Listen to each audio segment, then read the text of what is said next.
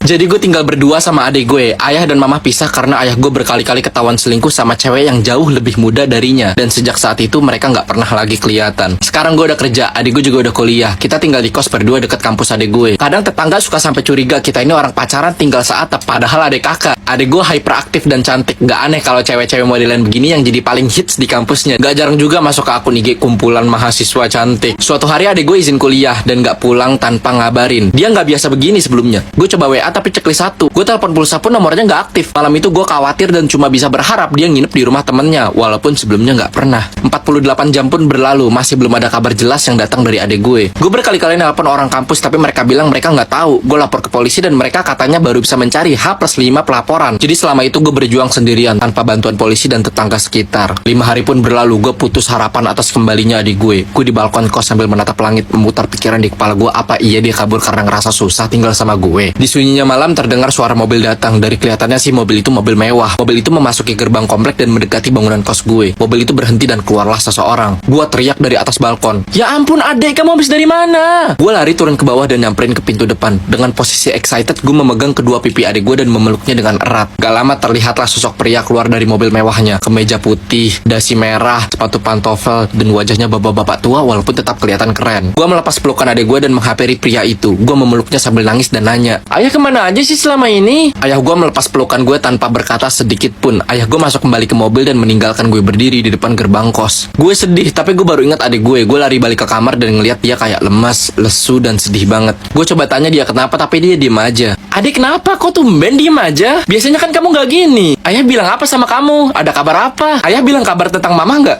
Mama sehat?" Dari banyaknya pertanyaan gue, adik gue cuma bengong dan meminta gue keluar kamarnya. Gue pun dengan pasrah balik ke kamar dan tidur. Nah, kemarin adalah bulan kedua semenjak adik gue ketemu ayah, dan sampai saat ini pun dia masih sering bengong dan gak pernah mau gue ajak ngobrol. Malah sepertinya tambah memburuk ya. Tatapannya selalu kosong kayak orang gimana gitu. Sekali-kali gue ngeliat dia berkegiatan adalah ketika dia lagi nyusun skripsi di skripsilagi.com. Di sini gue pengen bikin judul skripsi sama bikin pendahuluan skripsi cuma 1 menit. Buat bikin judul gue tinggal ketik fakultas gue dan masukin topik. Kalau udah kepikiran, kalau nggak diisi juga nggak apa-apa. Nah itu judulnya. Kalau lu scroll ke bawah, lu dapat 3 opsi. Kalau lu nggak suka, lu tinggal pencet buat lagi. Kalau lu udah suka tapi plagiat, lu bisa ketik parafrase. Kalau udah suka dan nggak plagiat, lu bisa langsung buat bab satunya. Di sini gue klik buat bab 1 dan judul yang tadi gue dapat otomatis tersalin. Di bab pendahuluan, gue cuma harus masukin judul yang tadi. Gue tinggal klik tombol ditempel di samping dan klik kirim. Dan udah deh semuanya jadi. Ada 3 tombol lagi, lu bisa buat lagi, parafrase, atau langsung buat ke bab 2. Seminggu belakangan ini banyak banget paket yang datang ke kos yang ternyata barang-barang semacam pisau, alat-alat besi aneh gitu. Gue juga nggak ngerti itu apa. Gue ngomong dalam hati nih, orang mau apa gimana sih, mana alat-alatnya itu kayak alat-alat operasi dokter gitu. Hari ini gue keluar kota, ketemuan sama teman lama gue yang sekarang udah jadi dokter. Kita ngobrol-ngobrol tentang adik gue ini. Apa adik gue trauma dan harus ke terapis? Apa adik gue habis denger cerita yang buat dia sedih? Apa gimana gitu? Temen gue duduk dengan santai di hadapan gue sambil mendengarkan cerita panjang gue. HP gue getar berkali-kali, telepon dari nomor gak dikenal yang digitnya cuma 31110